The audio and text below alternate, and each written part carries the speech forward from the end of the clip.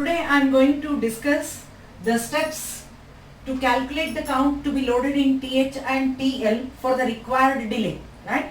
So till now whatever I have discussed, I have loaded certain count in TH and TL, and with that particular count what delay will be generated, that I have discussed. So today the reverse way, for the required delay what count should be loaded in TH and TL, that we are going to discuss. So in order to calculate that particular count which is going to be loaded in TH and TL, for that the very first step what you have to do is you have to divide the required delay by the machine cycle period.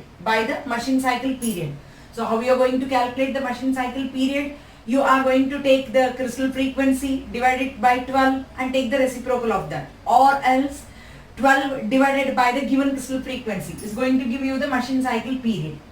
And after dividing this, you're going to get a number. So that particular number will be deducted from maximum count for the mode selected. If it is mode 0, the maximum count is 1F, FF. If it is mode 1, then the maximum count is FF, FF. If it is mode 2, the maximum count is FF. Plus 1 is required because we all know the rollover is going to take place. With the next pulse. Or else I can think like this also, wherein from 0 to FF, FF. From 0 to 1F, FF. From 0 to FF. So total is going to be plus 1. So maximum count in that particular mode which I have selected, plus 1 minus this particular number. I am going to get certain value over there. So that particular value which I have got, after deducting it from the maximum count, I am going to get number 2.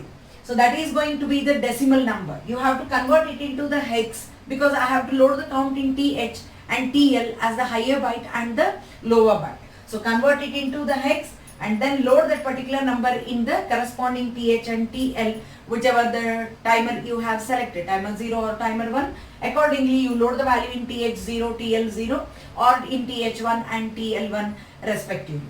So this is going to be the steps which you have to follow in order to calculate the count. We'll discuss an example wherein we are going to write the program wherein we will be knowing the count what should be loaded in the TH and TL in order to generate the desired delay. Okay, see here the square wave of 50% duty cycle having the frequency of 50 Hz I want to generate. So in order to do that, the very first step is convert the frequency into the time period. T is equal to 1 divided by F. F is equal to 50 Hz and it's equal to 20 milliseconds. Since it's a 50% duty cycle square wave, I am going to have the on period which is going to be equal to the off period and it's equal to 10 milliseconds. Okay, after calculating the time period of the square wave, the second step is whatever the desired delay you have got, that is 10 milliseconds, you have to divide it by the machine cycle period, that is 1.085 microseconds. How I have got 1.085 microseconds, we have discussed already.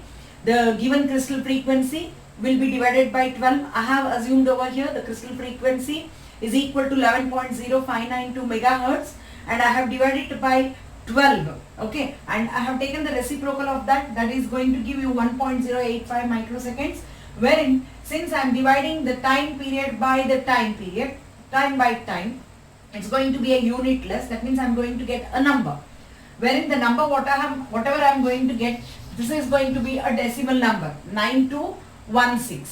Then next step, say I have selected mode 1, either it may be timer 0 or timer 1. I have selected mode 1 operation. It's a 16-bit timer.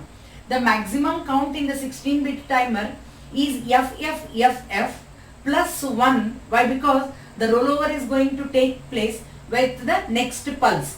For that reason, the maximum count I have taken it to be 65,535 plus 1. If it is mode 0, then 1F, FF plus 1 I have to take. If it is mode 2, then I have to take FF plus 1. Okay, I have converted that particular FF into 65,000 decimal equivalent, 65,535 plus 1, wherein I am going to get 65,536 minus whatever the number I have got in the step 2, that I am going to deduct. Wherein I am going to get certain decimal value, say I have got it 56,320. Convert this particular decimal number into its equivalent hex number. I have already converted it, where it is equal to DC00 hex. Meaning that DC is the higher byte and 00 is the lower byte, wherein this is the count which you have to load in TH and TL.